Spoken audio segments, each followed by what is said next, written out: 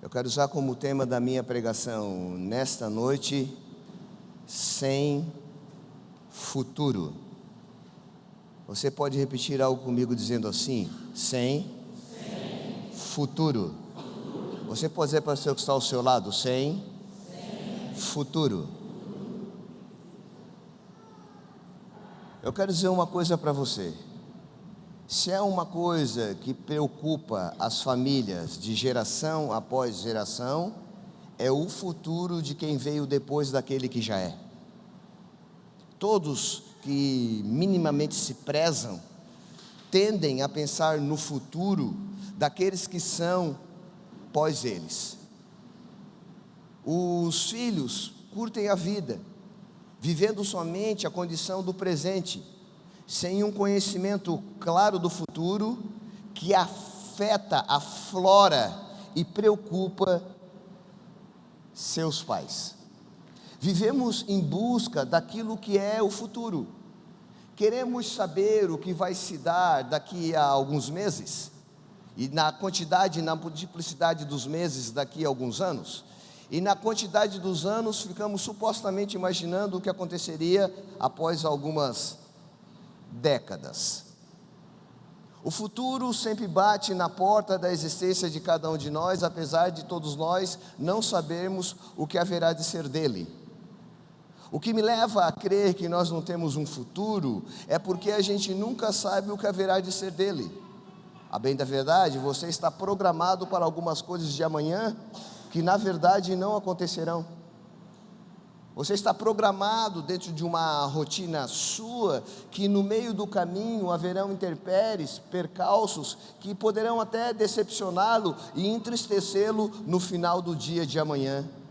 Coisas que se você soubesse, você as evitaria.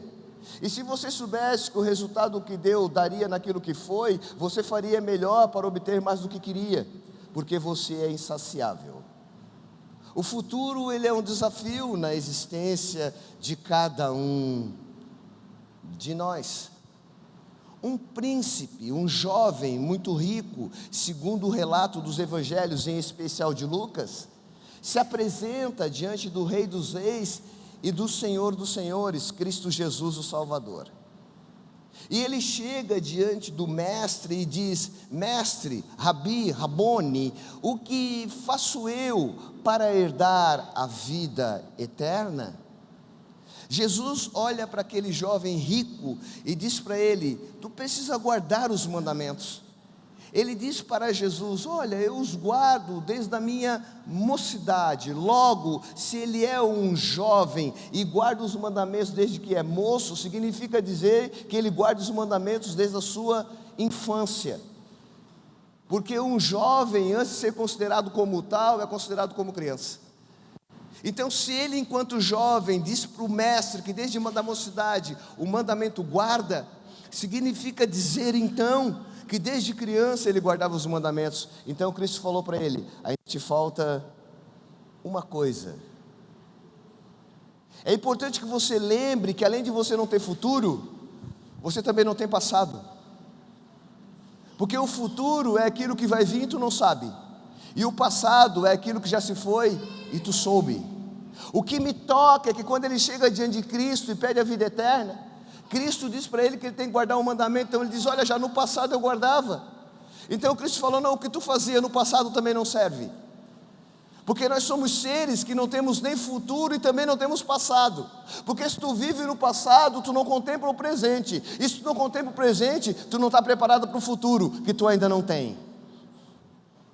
Então o que me chama a atenção é que aquele jovem chega diante do Cristo e diz para ele: o que é que eu faço para herdar a vida eterna? Os mandamentos, já guardei desde o passado. Então te falta uma coisa. Qual é?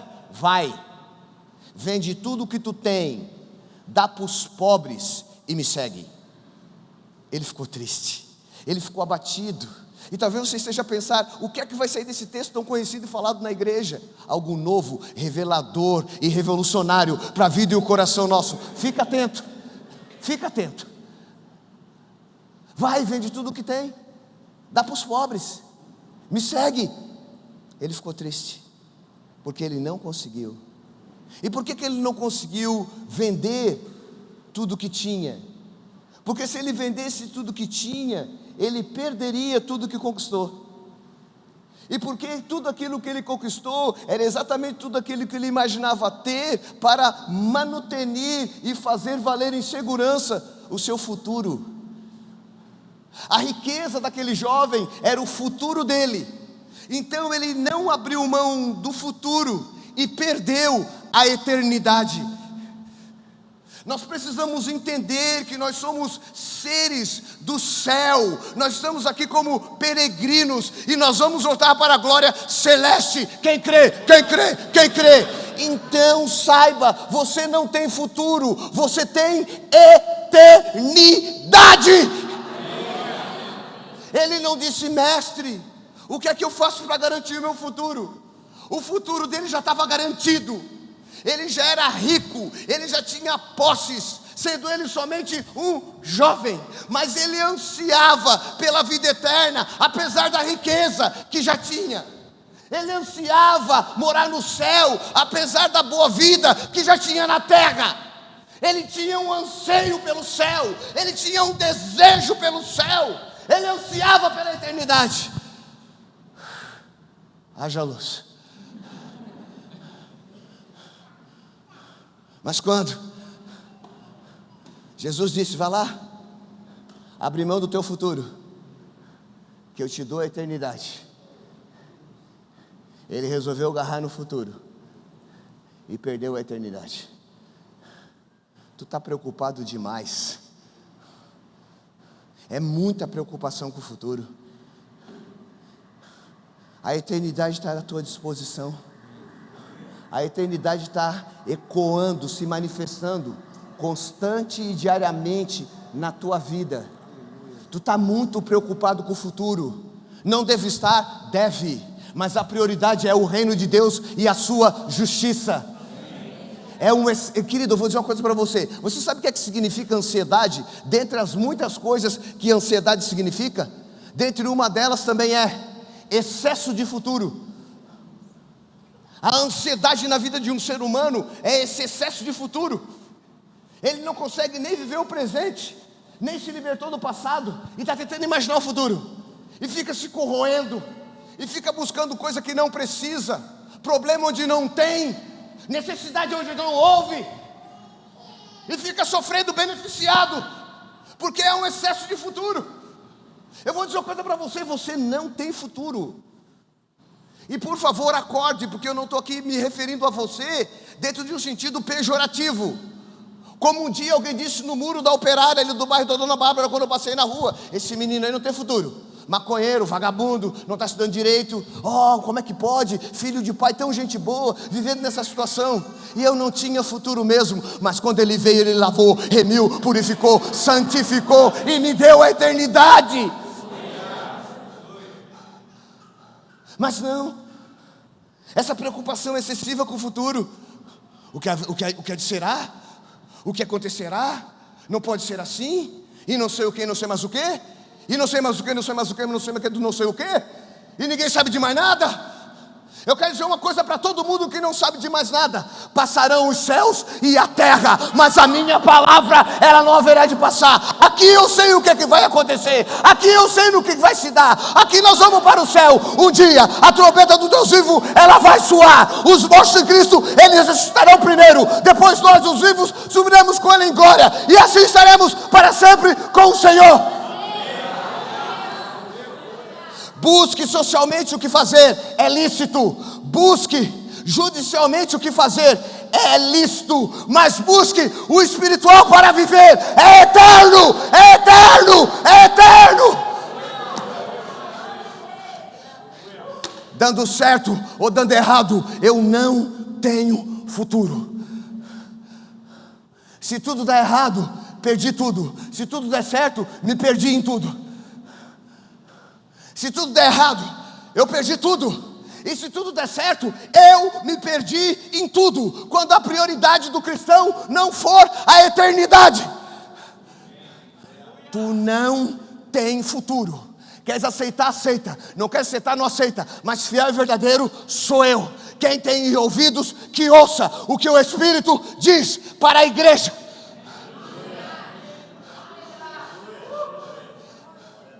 É muita preocupação com o futuro. É um excesso. O presente está revelando a eternidade. Tu não está vendo.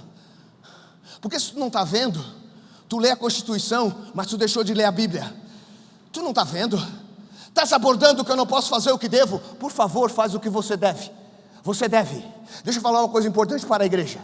Moisés foi para o vale de Refidim, na luta contra os amalequitas. Ele subiu o monte, Araão está do lado, Ur está do outro. Ele chama o Josué, ele diz: Josué, pega o exército, vai para o vale e transpassa os amalequitas, mata essa gente ruim todinha. Quanto a mim, vou ficar com Araão e Ur no monte. Enquanto Moisés orava e Araão e Ur levantavam os braços de Moisés, Josué lá embaixo vencia a batalha. Moisés cansava, Josué tomava pau. No final, a vitória é nossa. Porque no final, a vitória sempre será nossa. Porque no final, a vitória sempre será nossa. Meu amigo, não fique magoado comigo. Você é o Josué da minha vida.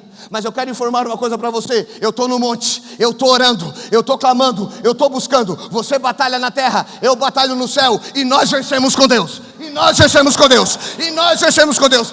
Vá, batalhe, busque nossos direitos, batalhe por nós. Eu não tenho o conhecimento jurídico que você tem. Vá, rompa, conquista. Eu estou orando por você, eu estou orando por você. A igreja é um exército, na terra e no céu. A igreja vai vencer, na terra e no céu. A igreja é uma igreja vitoriosa. Quem crê, aplaude e glorifica. Vitoriosa na terra e vitoriosa no céu. Nós não temos futuro, nós temos a eternidade.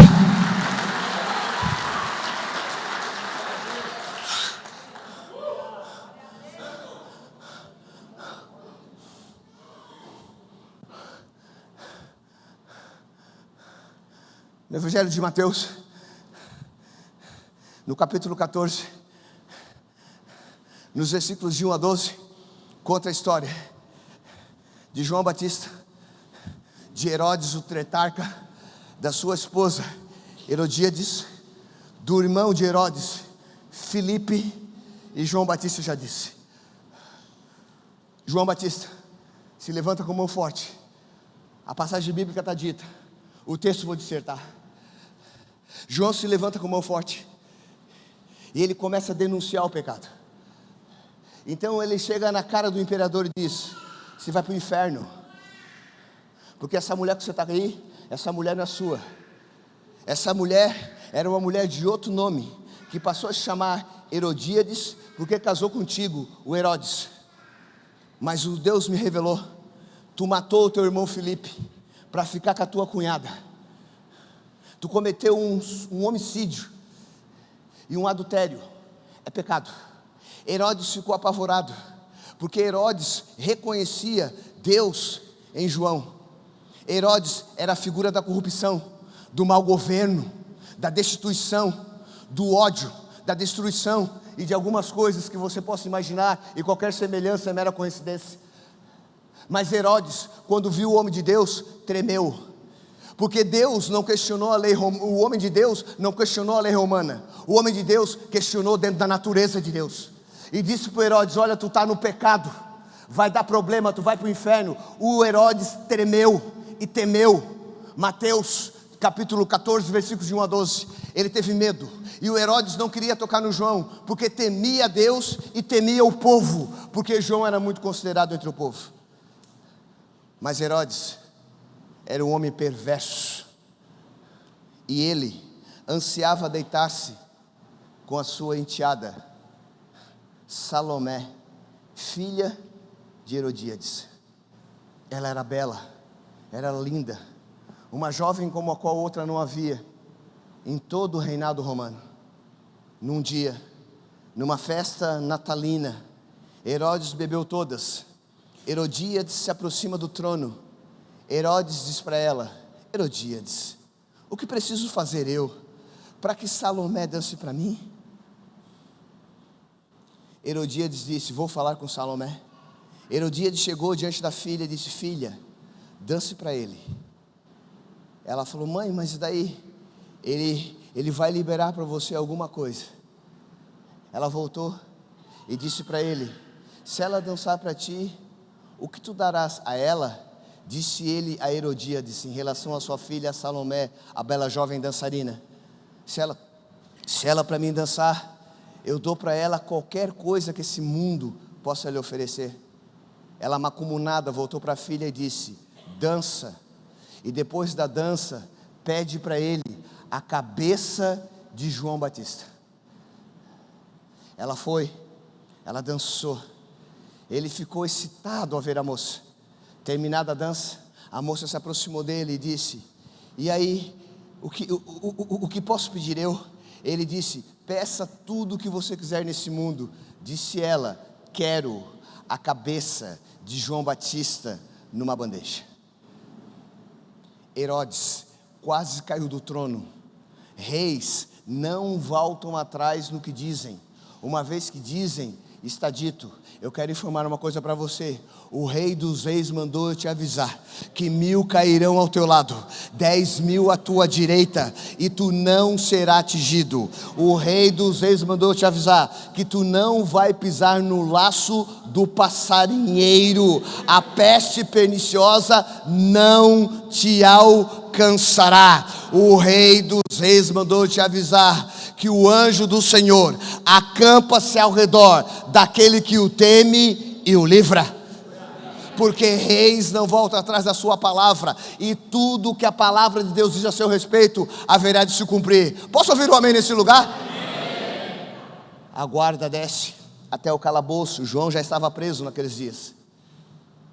Levam João até o carrasco, e ele haverá de decapitá-lo.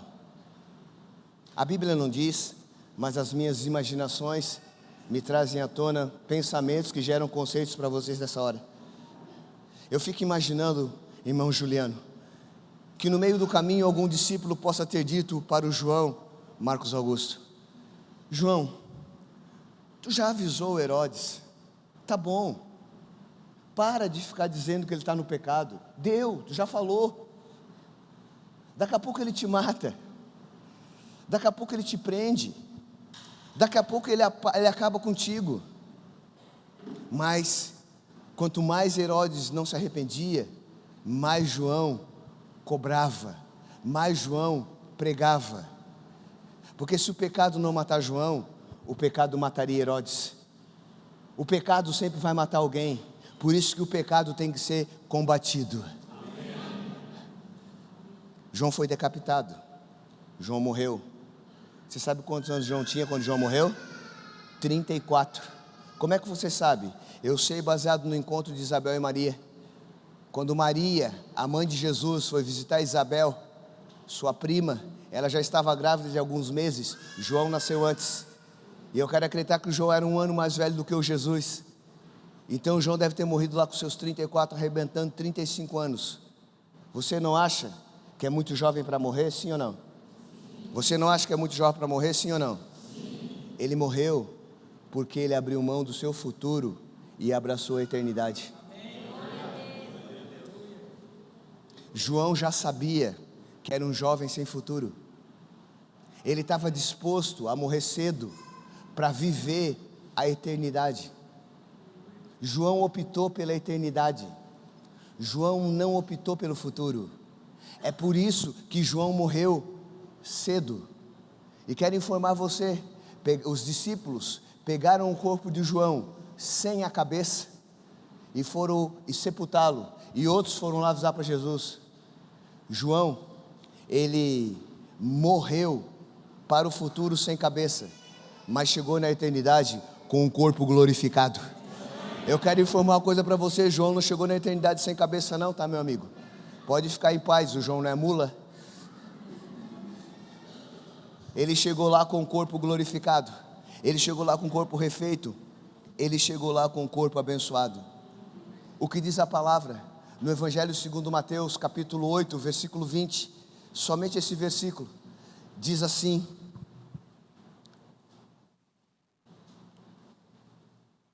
e disse Jesus: as raposas têm covis, as aves do céu ninhos, mas o Filho do Homem não tem aonde reclinar a cabeça. Agora nós estamos falando de Jesus de Nazaré. Essas são palavras dele.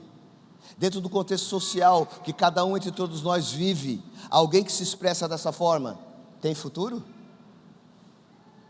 Alguém que diz, no auge da sua vida, 33 anos, a um grupo de discípulos: olha, as raposas têm casa, as aves têm prédios, mas eu não tenho nem onde encostar a minha cabeça, eu não tenho nem um travesseiro, socialmente falando, eu sou um mané, eu não tenho futuro nenhum, eu não tenho recurso nenhum, mas eu sou o Messias, eu sou o Rei dos Reis e o Senhor dos Senhores.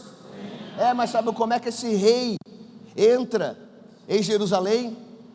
Em cima de um jumentinho, o filho da jumenta. Quer saber mais? Não era dele, ainda tomou emprestado. Que futuro tem um homem desse? Não tem futuro nenhum, mas ele consegue agregar as pessoas, ele consegue aproximar as pessoas, porque ele não tem futuro, não porque ele não é ninguém, ele não tem um futuro, é porque ele foi sempre antes de tudo. Então ele não tem futuro, ele tem em si uma eternidade. Mas vejamos o que nos diz a segunda carta aos Coríntios, o capítulo 8, versículo 9, 2 Coríntios 8, 9, o que diz a Bíblia acerca desse homem que socialmente falando, manifesta não ter futuro, porque já sabeis que a graça de nosso Senhor Jesus Cristo, que sendo rico, por amor de vós se fez pobre, pela sua pobreza vocês enriquecessem. Vou ler de novo. Porque já sabeis que a graça de nosso Senhor Jesus Cristo, que sendo rico, por amor de vós se fez pobre, para que pela sua pobreza vos enriquecesse.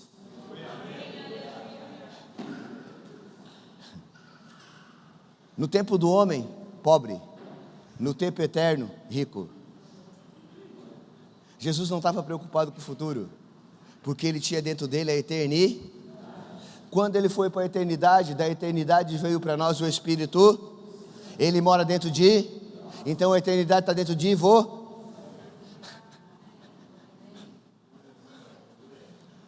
Quando ele foi para o céu, veio o Espírito, mora dentro de, ele veio da eternidade, a eternidade está dentro de dentro de. Então eu quero informar uma coisa para você. Está preocupado com o futuro por quê?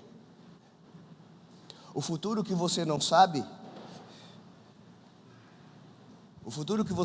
no que vai dar, a eternidade já revelou para você o que é, dentro daquilo que dentro de você já está. Se você não sabe, eu vou lhe informar.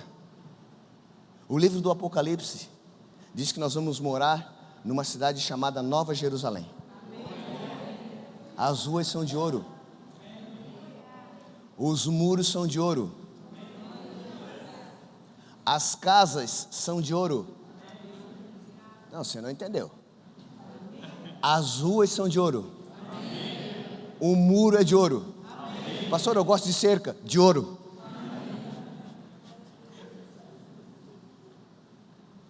Pastor, eu gosto que a telha seja térmica de ouro. Pastor, eu queria um splint de ouro. A Bíblia diz que em qualquer canto dessa cidade vai ter uma visão disponibilizada para todos, em todo o tempo. A visão é o Deus Todo-Poderoso assentado no alto sublime trono, miríades, ou seja, milhares e milhares de anjos voando de um lado para o outro. Uns soam trombeta, outros cantam dizendo: bom é o Senhor, e o seu amor dura para sempre. Eu não sei em que CEP ele vai colocar você, mas talvez seu vizinho seja o Abraão. Talvez você more no bairro do Pedro. Talvez você sente na praça de bancos de ouro e bata um papo com Isaías. Talvez você sente e tome uma água dentro de uma taça de ouro com Isaac e pergunte: Isaac, como é que foram as coisas no Moriá? E você fica com esse excesso de futuro dentro de você, abdicando dessa eternidade que já mora em você, e você fica se sentindo tão autodeprimido, você fica se sentindo tão auto-inseguro como você tem se sentido. Eu não estou tentando isentar ninguém da batalha. Eu estou tentando dizer que a vitória já é certa. É isso que eu estou tentando dizer.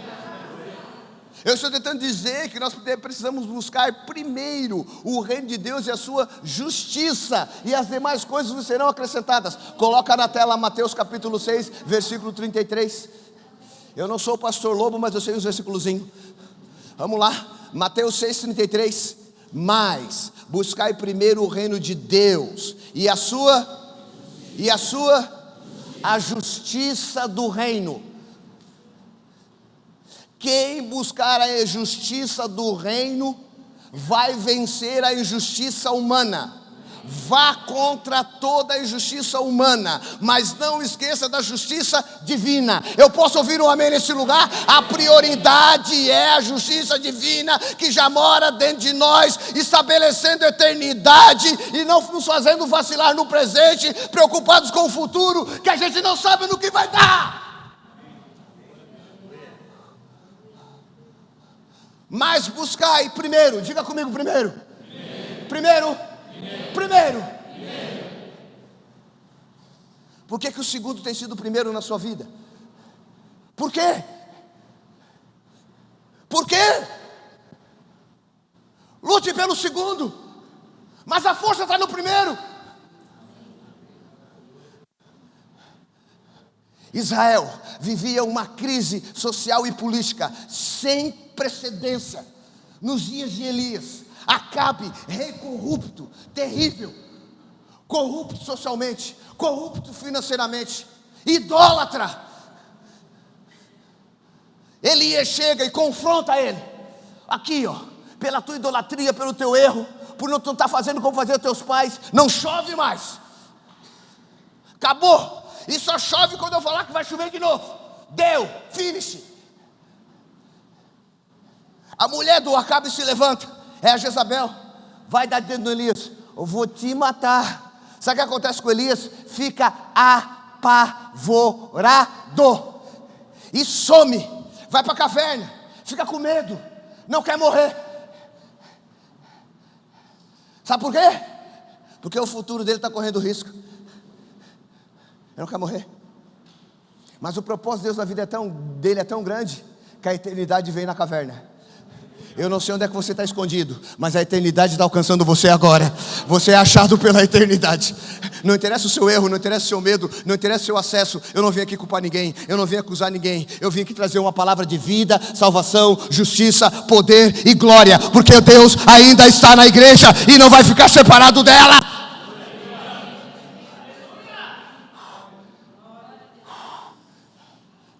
Passaram-se 3 anos e 6 meses. Deus falou para Elias, agora vai chover. Elias é um tipo de homem que ele é um homem de Deus. E o homem de Deus não quebra princípio de autoridade, mesmo em frente a um rei endemoniado. O Elias vai lá avisar para o Acabe que vai chover, porque ele disse para o Acabe, Acabe, não vai chover, mas quando chover eu te aviso. Então ele foi lá cumprir a palavra dele. Porque quem vive debaixo da justiça não se deixa seduzir pelo envenenamento da injustiça. Elias vai para o Acabe e diz, Acabe, vai chover. Vai chover? Vai. Então tá. O Acabe sobe na carruagem. Uma carruagem real, ela tem que ter no mínimo 6 cavalos. Eu não sei quantos cavalos tem o motor do teu carro, mas os cavalinhos ali já botam o motor a andar, né? Então você imagina a força de um cavalo. A carruagem do Elias quis dizer, do Acabe, a carruagem do Acabe tinha 6 cavalos. O Acabe subiu na carruagem, jeque nos cavalos, e 300 por hora. Deixou o Elias na poeira. O Elias parecia ser o derrotado. Deus veio, o Espírito do Senhor veio. Eu quero dizer para todo mundo que está se sentindo derrotado, o Espírito do Senhor veio. O Espírito do Senhor está aqui. O Espírito do Senhor vai trazer um novo ânimo para a gente. A gente não vai continuar, a gente vai continuar, a gente não vai parar de lutar contra a corrupção. Mas o Espírito do Senhor vai ser a nossa justiça, vai ser o nosso carinho, vai ser a nossa alegria e vai ser a nossa consolação. Eu posso ouvir amém nesse lugar? Quando a poeira baixou, o Espírito Santo veio. Deixa a poeira baixar, que o Espírito Santo chega. Para de ficar toreando. fica toreando que nem um louco. Eu toreia para um lado, toreia para o outro, toreia para um lado, e a poeira não consegue ver o Espírito Santo, porque está toreando demais. E eu quero dizer uma coisa para você: a poeira que vem da terra, e quem vem da terra é o homem, e o homem é pó. Quando a poeira baixou, Deus veio. Elias, corre. Como é que é, Senhor? Corre. Tu vai chegar a Israel, e é tu que vai dizer para o povo que vai chover. Elias saiu correndo, meus irmãos. Acabe uma carruagem de 6 cavalos. Elias as veste uma sandália velha e perna para que te quero. Quando Acabe chegou em Israel, o Elias está na frente do povo, porque o Senhor Deus mandou avisar para vocês.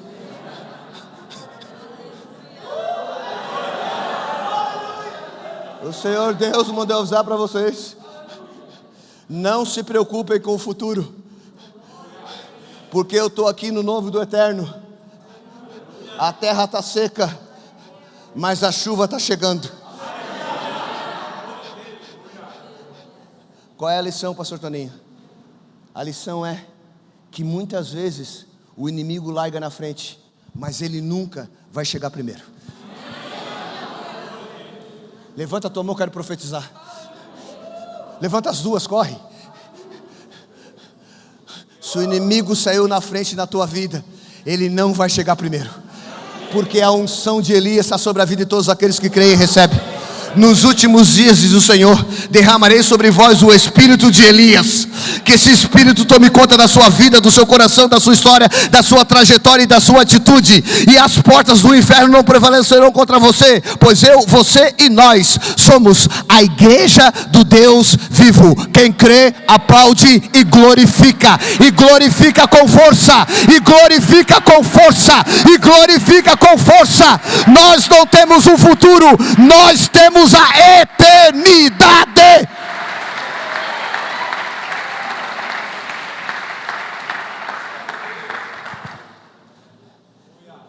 Então a minha pregação está querendo se encerrar,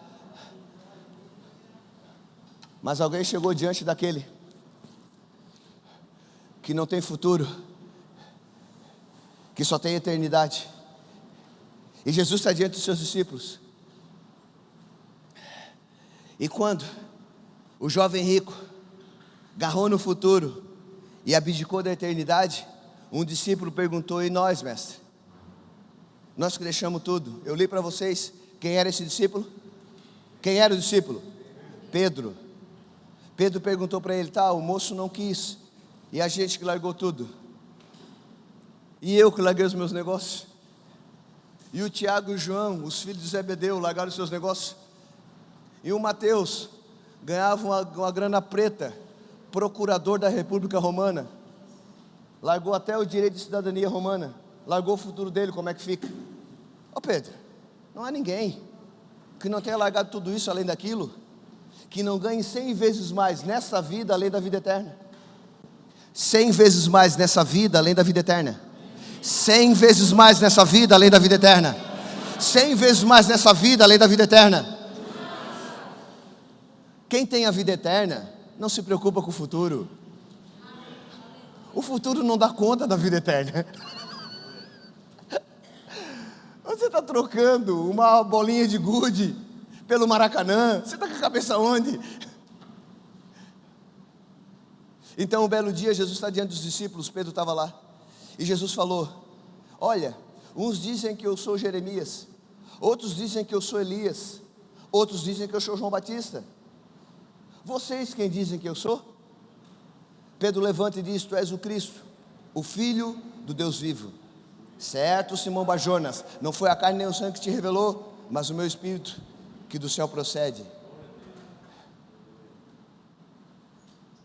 E aí então, ele apertou o discurso com as pessoas que estavam lá junto deles. Todos foram embora, só ficaram os 12. Jesus, olhando para a multidão que ia embora, disse para os 12: e vocês não vão embora também? Lá se levanta um homem cheio do Espírito e diz: para onde iremos nós? Só tu tens as palavras de vida. De vida. Aqueles que queriam o futuro foram embora, aqueles que queriam a vida eterna ficaram. Porque a vida eterna é assim, ela te confronta, ela te agride, e conforme tu receber ela te afronta. Mas eu tenho aprendido algo que já disse, vou repetir. Ele disse, uns me consideram Jeremias. Irmão, se eu não estou errado nas contas, o livro de Jeremias deve ter uns 42 capítulos. Só 2 é leve, 40 é só ripa. O homem ficou a vida inteira dizendo para o povo: pecadores, Deus não se agrada de vocês, vocês vão para o inferno, está tudo errado. Eu acho que naqueles dias o povo preferia escutar os discípulos de Walter Machado Cardoso, sei lá como é que é demônio lá, do que o Jeremias. O que não dizer, irmãos, do Elias? Tudo que resolvia era no fogo. Acordasse, né? Bom,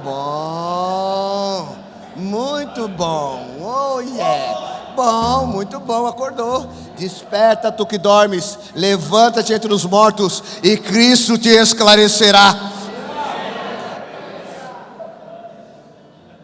Qualquer coisinha que dissesse que o Elias não gostava, fogo do céu, fogo do céu. Escreveu, não leu que o Elias morria queimado. Bem que eu queria ter um lança-chama hoje.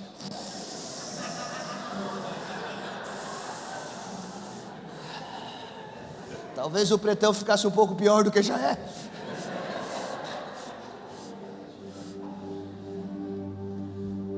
João Batista, há uma fila enorme na orla do Jordão. Ele está batizando aqui, como a gente fez ontem, aquela manhã ainda. De repente João Batista virava para o lado, olhava do início ao fim da fila e gritava: raça de víboras, serpentes, cobras, pessoas ruins, venenosas, peçonhentas, vocês não prestam. Um homem desse não tem futuro. O fim do Jeremias, dentro do padrão humano, não foi bom. O fim do João, dentro do padrão humano, não foi bom. Ambos estão na eternidade. Elias era um homem que vivia no fogo. Pessoas que vivem no fogo serão arrebatadas.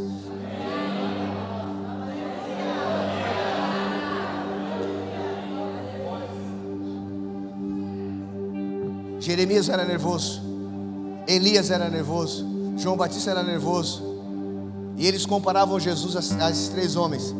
Eu acho que Jesus devia ser calminho, né?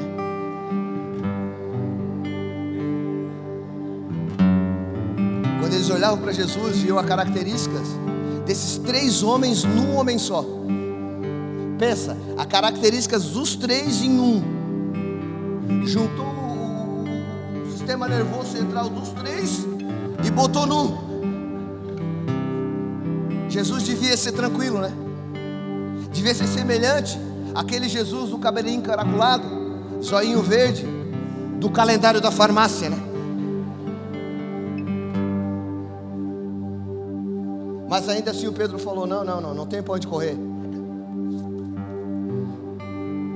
Eu já abdiquei do meu futuro, agora eu quero a vida eterna. Eu não tenho mais para onde correr.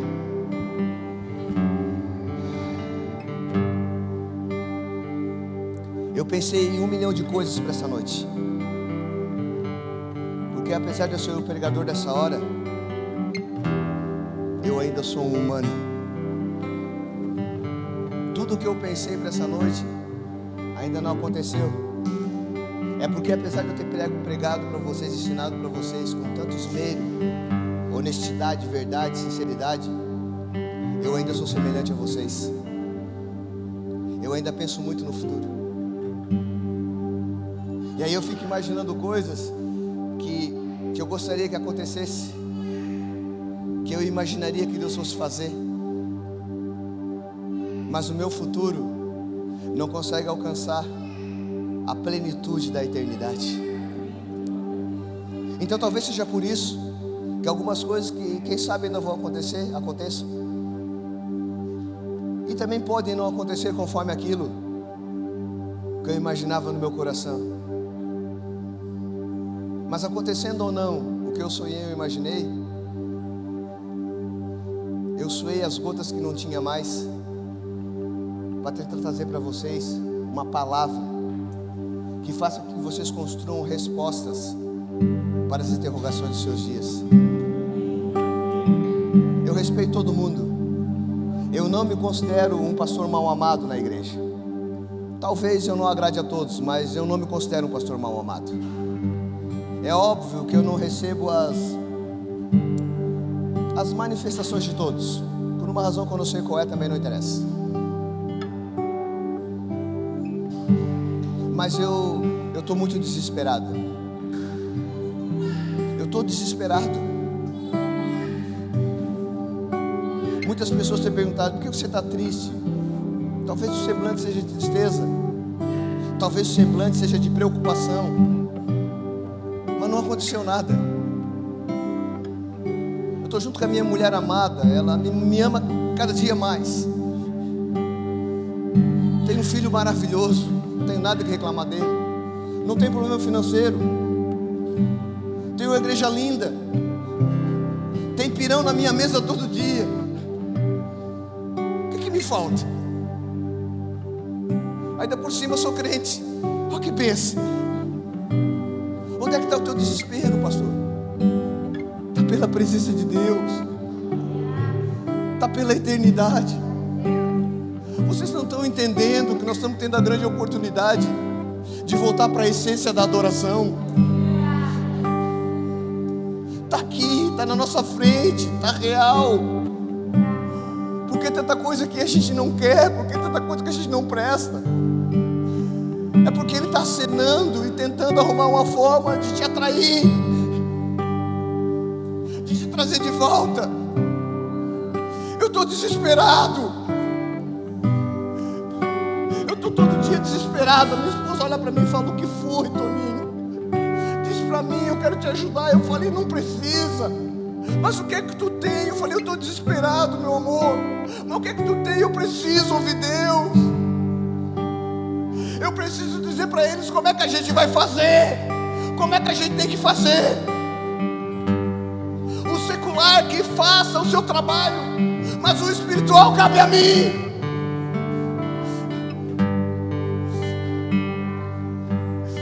É tempo de choro, não adianta. É tempo de chorar. Que terrível mania que você fica pensando que cada vez que a gente chora é porque a gente perdeu. Que mania que você tem de ficar imaginando que cada vez que a gente chora e se desespera na presença de Deus é porque a gente está com problema. Você não lê a Bíblia, não? Sabe o que é que nós somos? Pobres, miseráveis, cegos e nus. Está escrito no Apocalipse. Acorda. Tu é pó, do pó da terra viestes e ao pó da terra tu voltarás. Tu só tem Deus. Tu não tem mais nada. Tu não tem futuro, tu não tem carro, tu não tem automóvel, tu não tem nada. Tu não tem casa, tu não tem nada. Tu só tem Deus. Sabe por que alguns não têm vindo mais na igreja? Porque a mensagem está dura. Porque querem vir aqui. Não, é hora de ir à luta. É hora de dobrar o joelho. É hora de orar, é hora de chorar, é hora de descer desse salto, é hora de tu fazer alguma coisa por ti. Eu estou desesperado, estou tentando fazer alguma coisa para ver se tu desperta.